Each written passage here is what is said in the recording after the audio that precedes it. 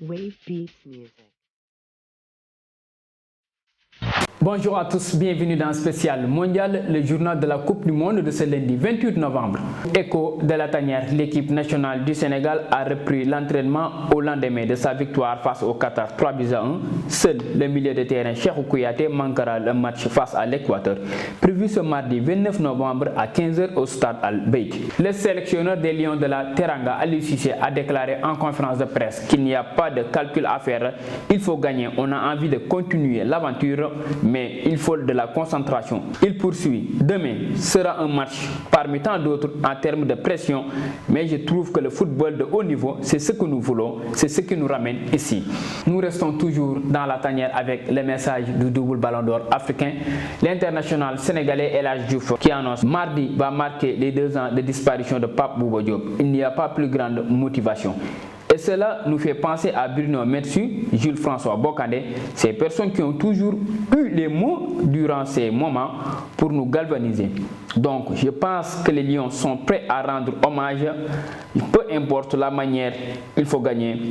Lors des matchs décisifs, il ne faut pas forcément être bon, on doit être décisif. Je suis rassuré par la mentalité des joueurs et leur détermination, a assuré El Hadji Ousseynou Diouf. Focus sur les résultats du groupe G.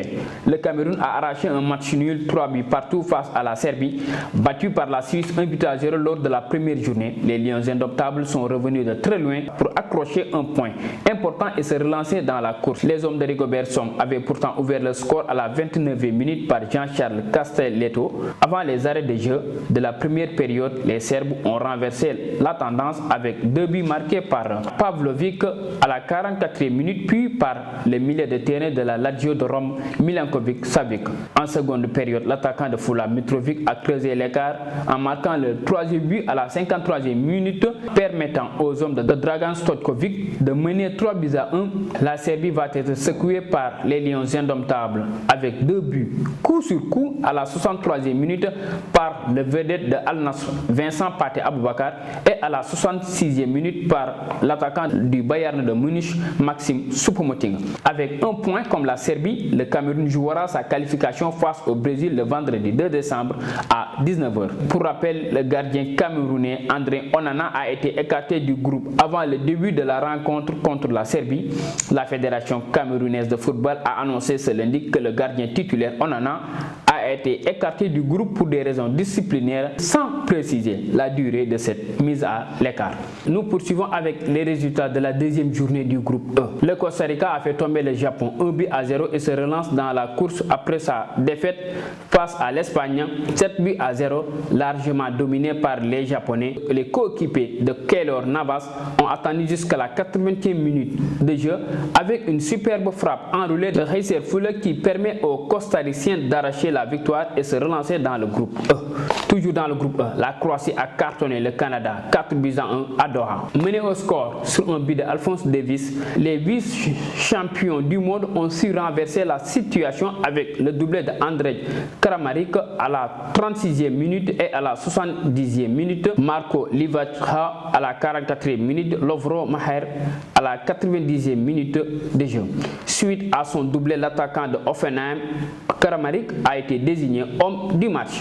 De l'autre côté du groupe F, l'Allemagne a maintenu ses chances de qualification pour les 8e de finale avec le match nul contre l'Espagne, 1 but partout, hier dimanche à Alcor lors de la deuxième journée du groupe E.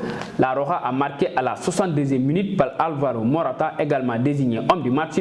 L'attaquant de Werder de Brême, Nicolas Füllkrug, a permis à la Mannschaft de revenir dans la course à la 83e minute de jeu. L'Espagne reste leader du groupe avec 4 points, suivi du Japon avec 3 points.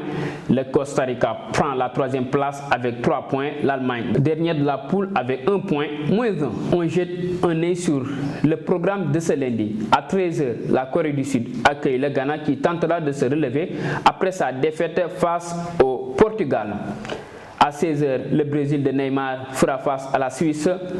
Et à 19h, le Portugal de Cristiano Ronaldo défie l'Uruguay. Madame, Messieurs, c'est ce qui met fin à cette édition. Merci infiniment de l'avoir suivi.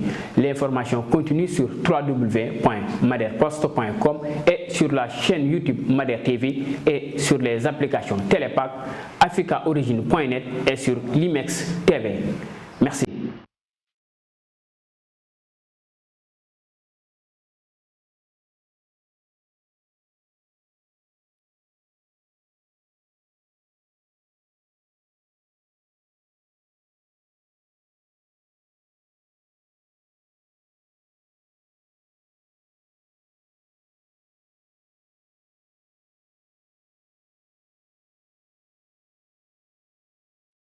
Wave Beats Music.